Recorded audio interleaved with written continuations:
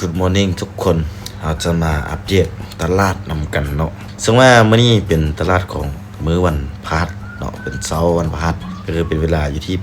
8:19 นาทีก่อนอื่นเมื่อเนาะเวลาที่ซูซี่เข้ามาในตลาดเด้อทุกคนเด้อซูซี่ก็จะบ่ฟ้าวเชื่อเนาะก็คือเข้ามาแล้วเราจะได้มาสังเกตเบิ่งช่วงตลาดซะก่อนเนาะก่อนที่ว่าจะมาสังเกตบนช่วงตลาดก็คือปั๊มเงินซะก่อนเนาะเพื่อว่าย่านเฮาลงทุกคนเนาะพอดีบ่เทื่อไปเจอกับช่วงตลาดโอเคตรงตามเงื่อนไขของเราจะเชียดเอาไปออเดอร์ครับลืมปั๊มเงินมันก็เสียเนาะทุกคนเนาะตอนนี้มีสติเนาะในการปั๊มเงินถ้าว่าเจ้าจีเดินเงินแบบสไตล์ซูซี่ที่เช่นแบบคุณเงินเนาะก็คือไม่แรกต้องไป1 เหรียญได้ทุกคนเด้อหลังจากที่ปั๊มเงินแล้วเราจะได้มาเลือกเบิ่งกราฟเนาะทุกคนมาเบิ่งช่วงตลาดก่อนก็คือตามที่สังเกตมานี่2 มือมานี่อันว่าเหรียญแต่ละเหรียญนี่ค่อนข้างไม่ผันผวนแฮงนะทุกคนเนาะก็คือเฮามาสังเกตมื้อนี้เนาะอย่าฮู้ว่าผันผวนแฮงซ้ำเลยทุกคนสังเกตเบิ่งแค่นี้เนาะขึ้นเขียวไปแล้วลงแดงมายาวๆเนาะเมื่อกี้อยู่แดงแต่ว่าดีขึ้นไปเป็นเขียวอันนี้เฮาฮู้เลยว่าเป็นกราฟสวิงทุกคนเนาะควรหลีกเลี่ยงเลยเนาะบ่ว่าเจ้าสิใช้เทคนิคเทพเลยของเจ้าหรือว่าเจ้าวิเคราะห์เองนี่มันมีความเสี่ยงสูงที่ว่าจีแบบผิดพลาดเนาะผิดพลาดจากเทคนิคของเจ้าผิดพลาดจากการวิเคราะห์กราฟของเจ้าเจ้าไปห่วงฮอนขึ้นในกราฟช่วงนี้โคตรสั่งเนาะก็เป็นตาจังเลยบ่มักเด้อก็คือเข้ามาปุ๊บเจอแบบนี้แล้วบ่ต้องเชื่อเลยเนาะทุกคนเนาะถ้าว่าทุกคนยังบ่เชื่อซูซี่ก็มีแต่ไปทดลองเบิ่งเองเด้อทุกคนเนาะเพราะมันสิเสี่ยงนั่นเลยมาเจอช่วงตลาดแบบนี้เดี๋ยวซูซี่จะมาเชื่อให้เบิ่งเนาะแล้วเป็นรอบทำอิฐเลยแหละของมื้อนี้เนาะบ่ว่าจีได้หรือเสียก็จะอัพลงให้เบิ่งเนาะว่ามันเสี่ยงนั่นเลยกันเชื่อช่วงตลาดแบบนี้ตามที่มาสังเกตเบิ่งนี้ก็ยังบ่มีเหรียญตัวเลยแบบงามเนาะหรือว่าตรงตามเทคนิคเลยถ้าถามว่าเข้ามาเจอช่วงตลาดแบบนี้เอาต้องเชื่อบ่จำเป็นต้องเชื่อบ่เนาะทุกคนเนาะบ่จำเป็นต้องเชื่อก็คือออกไปบ่มีผู้บังคับเอาว่าเจ้าต้องเช็ดโมงนี้ได้ต้องเช็ดตอน8 โมงเช้าเด้อหรือว่าต้องเช็ดช่วงกราฟตลาดแบบนี้ก็ต้องเช็ดอันนี้ซึ่งว่าบ่มีผู้บังคับเอาแต่ทุกคนเด้ออันนี้เราสามารถที่ว่าเลือกได้เนาะไปเจอช่วงตลาดที่แบบตรงตามเทคนิคของเจ้าหรือว่าตลาดที่แบบเจ้าว่างามเจ้าสามารถเก็งกำไรได้ตลอดนะเจ้าก็เข้าตลาดแบบนั้นเนาะบ่มีเพิ่นที่ว่ามาบีบบังคับเจ้าเด้อทุกคนเด้อก็คือบ่มีเพิ่นบีบบังคับอยู่แล้วอันนี้นะต้องได้เบิ่งดีๆเนาะบ่ว่าเข้ามาปุ๊บขอเธอได้เชียดนี่บ่เอาเนาะบ่เอาเด้อตามที่เบิ่งมานี่ก็มี BNB แล้วก็ BNB กับทองคำที่ค่อนข้างโอเคหน่อยนึงเนาะก็ลองมาสังเกตเบิ่งว่ามันสิเป็นอะไรคันนิ่งนี่จะออกออเดอร์แล้วเด้โอเคดีโตขึ้นก็กดตามซื้อเลยเนาะแต่ว่ามาเข้าในจังหวะนี้ก็ค่อนข้างสุ่มเสี่ยงนะทุกคนในโซนตลาดแบบนี้แต่ว่าเท่าที่ซูซี่เคยเจอมาเนาะที่ว่าตลาดมันนิ่งมันบ่พันผวนนะอันนี้เนาะจะเป็นแนวรับไปทุกคนเด้อจะมาตีแนวรับเนาะก็คืออยู่นี่เนาะโกนแท่งเทียนอันนี้จะเป็นแนวรับหรือว่าราคาที่ต่ำสุดในช่วงนี้เนาะมันมีการมาต่ำแล้วดีโตขึ้นไปเนาะของแท่งนี้ดีโตของแท่งนี้ที่ขึ้นไปเป็นเขียวปุ๊บเนาะก็ตามซื้อขึ้นไปเนาะคาดว่ามันบ่มีผิดพลาดเนาะจากที่ว่าตลาดได้ทุกคนคาดบ่มีผิดพลาดจากกันอารมณ์ของตลาดเนาะถึงแม้นว่าซูซี่เคยเจอมาส่วนหลายเนาะมันเป็นแบบนี้ลักษณะแบบนี้แล้วบางจังหวะนะที่ซูซี่เข้ามาเจอเนาะก็คือมันดีโตขึ้นมาเป็นแท่งเขียวกระแทกตามซื้อมันบูวินก็มีเนาะมันลงมาปิดแดงก็มีคือเดียวเนาะทุกคนเนาะถึงแม้ว่าแพทเทิร์นเนาะมันสิตรงเดียวแต่ว่าอย่าลืมว่าช่วงตลาดนั้นๆเนาะทุกคนเนาะอารมณ์ของมันแตกต่างเดียวทุกคนมันบ่มาเขาว่าแพทเทิร์นนี่นะมันสิแบบใส่ได้ผลแบบเป๊ะ 100% มันบ่ได้เนาะทุกคนเนาะมันอาจสิใส่ได้ผลแบบ60%เนาะหรือว่า70%ก็คือสมมุติว่าจะใส่ไป10ออเดอร์เนาะจะใส่ไป10ออเดอร์ในจังหวะช่วงตลาดแบบนี้แล้วจะไปวินอยู่ที่6ออเดอร์7ออเดอร์จะพลาด4ออเดอร์มันก็ยังเป็นเปอร์เซ็นต์ที่แบบชนะหลายอยู่นะทุกคนเนาะมันไปกว่าเปอร์เซ็นต์ที่ว่าชนะค่อนข้างหลายอยู่เราก็สามารถที่ว่านำใช้ได้เนาะในเวลาที่แบบเฮามาเช็ดแบบคูณเงินแล้วทุกคนก็คือมันดีอยู่บ่นี่แหละในการเช็ดแบบคูณเงินเนาะถึงแม้ว่าเจ้าบ่ชนะทุกออเดอร์ก็ย่าเนาะก็คือยกตัวอย่างว่าซูซี่ตอนนี้มีโอกาสอยู่ที่6ไม้เนาะถึงแม้ว่าซูซี่บ่ชนะแบบ6ไม้ติดก็ย่าเนาะซูซี่พลาด5ไม้แต่ซูซี่ไปวินไม้ที่6ซูซี่ก็ยังมีกำไรอยู่เด้อทุกคน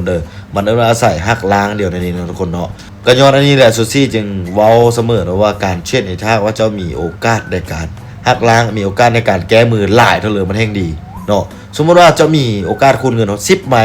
ก็คือถ้าว่าเจ้าพลาดนะฮอต8ไม้9ไม้แต่เจ้าไปวินไม้ที่10เจ้าก็สามารถที่ว่ากอบกู้ทุนแล้วก็สร้างกำไรกลับมาได้เนาะแต่ว่าในการที่คูณเงินนี่มันบ่ได้ตายตัวแบบเดียวที่ว่าซูซี่เดินเงินแบบนี้เลยเนาะก็คือเจ้าที่คูณเงินแบบเดียวก็ได้เนาะก็คือไม้ที่เจ้าคูณเงินออกไปนะมันต้องเวลาที่มันวินมันต้องแบบหักล้างเนาะก็คือกอบกู้เนาะต้นทุนตัวที่เจ้าเสียไปแล้วก็สร้างกำไรกลับมาแล้วนึง ทุกคนเด้อแต่ก็บ่ต้องแบบว่ามันเอ็ดโอเวอร์เกินไปเนาะเขาเจ้าแบบจิคูณเด้อมันได้กำไรหลายเกินไปนี่มันก็ต้องได้ใช้งบหลายขึ้นเด้อทุกคนเด้อก็คือถึงแม้ว่ามันจะได้กำไรน้อยก็ย่าเนาะก็คือซูซี่คูณเงินอยู่นี่เนาะมันจะได้กำไรน้อยก็ย่าแต่ข้อคือมันได้กำไรนะทุกคนเนาะข้อมันได้กำไรแบบซัวๆเพราะว่าซูซี่เบิ่งกำไรระยะยาวเด้ก็คือท้ายเดือนพุ่นเนาะซูซี่บ่ได้เบิ่งระยะสั้นๆก็คือบ่ได้เบิ่งแต่มื้อนี้มื้ออื่นหรือว่าอีก4-5มื้อข้างหน้าว่ามันจะได้กำไรซ้ำเลยซูซี่บ่ได้ไปโฟกัสจุดนั้นนะทุกคนเนาะก็คือผมไม่ได้โฟกัสตรงนั้นก็คือจิว่าแบบโตโน่กับลักษณะแบบนั้นเลยทุกคนไม่ได้โฟกัสตรงนั้นเนาะก็คือเราจะโฟกัสระยะยาวนั่นเองทุกคนก็เอิ้นว่าเบิ่งเนาะเบิ่งในนี่แหละทุกคนในการเชียดเราเบิ่งเป็นแบบอย่างนะทุกคนแบบอย่างก็คือเอสคือเพิ่นบ่เอสคือเพิ่นบ่หมายความว่าซูซี่เอฟแบบนี้แล้วทุกคนก็ต้องแบบมาเอสตามซูซี่เดี๋ยวนี้บ่แม่นเนาะบางทีในการที่ว่าเอสแบบซูซี่เนี่ยอาจจะบ่เหมาะกับเจ้าก็เป็นไปได้เนาะก็คือแต่ละคนเหมาะแล้วก็ถนัดบ่คือเดียวจงเลือกสิ่งที่เหมาะกับตัวเองแล้วก็เลือกสิ่งที่ตัวเองถนัดที่สุดเนาะแล้วว่าสิ่งที่ตัวเองถนัดมันดีที่สุด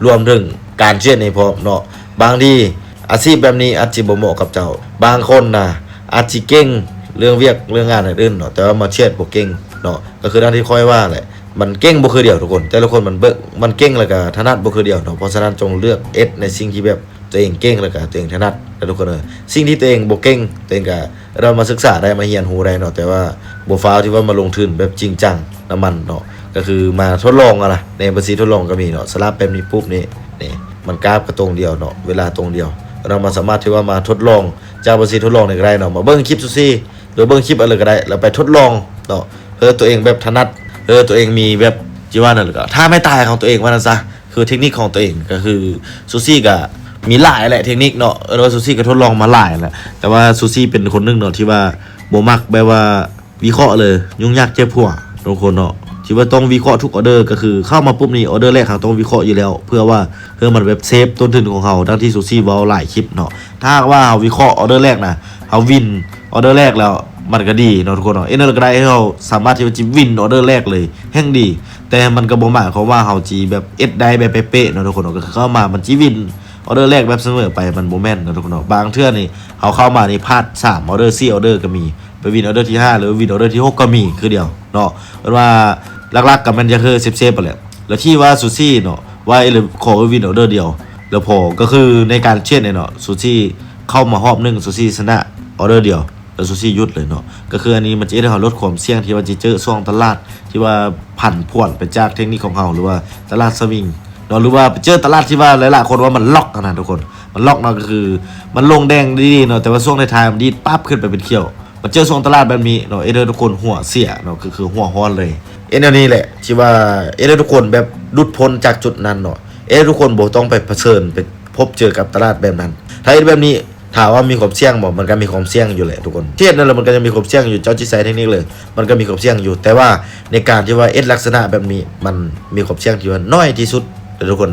มันน้อยที่สุดขนาดว่าเจ้ามีโอกาสหลายเนาะในการคูณเงินมีโอกาสสมมุติว่ามีงบ312เหรียญมีโอกาสแป้นไหมแห้งเป็นอะไรที่โคตรยากเลยถามว่าเกิดขึ้นได้บอกก็เกิดขึ้นได้แต่มันเกิดขึ้นได้น้อยที่สุดเนาะถ้าว่าเจ้ามีประสบการณ์หลายพอเนาะแล้วก็เจ้าเทรดแบบนี้เนาะเดินเงินแบบนี้ว่ามันสามารถที่ว่าจีเจ้าลดความเสี่ยงได้เลยทุกคนเลยในการเทรดเนาะมีงบน้อยความเสี่ยงหลายมีงบหลายบริหารทุนเป็นความเสี่ยงมันก็จะลดน้อยลงแล้วก็ว่าเรื่องเป้ากำไรเนาะเจ้าตั้งเป้ากำไรสูงขึ้นความเสี่ยงมันก็เพิ่มทวีคูณหลายขึ้นเนาะถ้าว่าเจ้าตั้งเป้ากำไรน้อยลงมันก็ความเสี่ยงก็สามารถที่ว่าจีลดน้อยลงเนาะแล้วก็หมายความว่า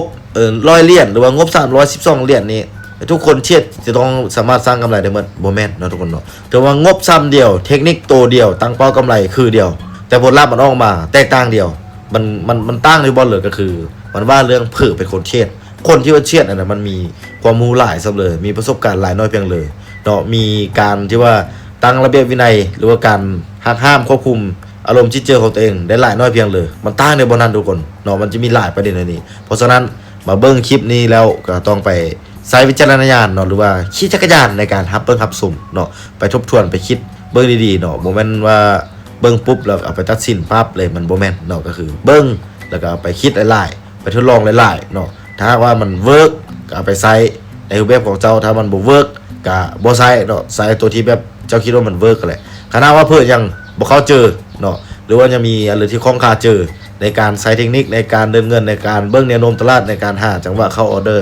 ์ก็สามารถทักเข้ามา เนาะปรึกษาซูซี่ได้ส่วนตัวเลยเด้อหรือว่าเม้นมาก็ได้เนาะถ้าเราบ่สะดวกเม้นถ้าเราอยากถามรายละเอียดก็ทักเข้ามาเพราะว่า Facebook อยู่หน้าโปรไฟล์นี้แล้วเนาะแล้วก็ข้อย้ำเนาะว่าในการเอ็ดคลิปเนาะที่มาอธิบายที่มาเช็ดให้เบิ่งนี้บ่ได้มีเจตนาที่ว่าซักซ้อนหลายๆคนเข้ามาลงทุนทุกคนเด้อลงทุนตามซูซี่หรือมาลงทุนตามซูซี่บ่แม่นเนาะก็คืออันนี้นะเป็นแนวทางเท่านั้นทุกคนเป็นการแชร์ประสบการณ์ของซูซี่เนาะทั้งหมดที่ซูซี่มีแล้วก็แชร์คือเบิ่งเนาะซูซี่เคยผ่านอันเลยมาเคยเจอเลยมาเอ็นเลยมันสิเสี่ยงหลายเอ็นเลยมันสิเสี่ยงน้อยซูซี่เอ็ดให้เบิ่งเดี๋ยวนี้เด้อทุกคนเด้อว่าเอ็ดคลิปเนาะเป็นแนวทางสำหรับคนที่เทรดอยู่หรือว่าคนที่คิดที่จะเข้ามาเทรดเนาะคนที่ฮักมักในการเทรดอย่าเข้ามาเทรดอย่ามาศึกษาแบบจริงจังเด้อทุกคนเนาะเราสามารถเข้ามาเราสามารถทักเข้ามาปรึกษาซูซี่ได้เนาะว่าซูซี่จะบ่ได้เก็บเงินเลยเนาะจะปรึกษาฟรีเนาะคนที่มาเฮียนำซูซี่มาศึกษาซูซี่ก็ว่าจะบ่ได้เก็บเงินจักคนเนาะทุกคนเนาะบ่เก็บเงินแม้แต่เก็บเดียวเพราะว่าสุเจ้าน่ะเข้ามาสมัครผ่านลิงก์ของค่อยน่ะค่อยก็ได้ค่าคอมมิชชั่นจากสุเจ้าอยู่แล้วเนาะก็คือระบบมันจะฮักคือโดยที่แบบบ่ได้เกี่ยวข้องกับผลกำไรของสุเจ้าอยู่แล้วเด้อแล้วคลิปนี้ก็ฝากไว้ซำนี้เนาะเราจะไปต่อ EP ต่อไปต่อคลิปต่อไปเนาะมาเบิ่งว่าช่วงตลาดในมื้อนี้มันจะเป็นอะไรเลยมันสามารถเข้าได้อีกหรือบ่สามารถเช็ดได้บ่คันว่าเช็ดบ่ได้เลยซูซี่ก็เอากำไรแต่เท่านี้แหละทุกคนจะหยุดซำนี้เลยเนาะในมื้อนี้ก็ลองมาเบิ่งช่วงจังหวะตลาดเอิ้นพักช่วงไปก่อน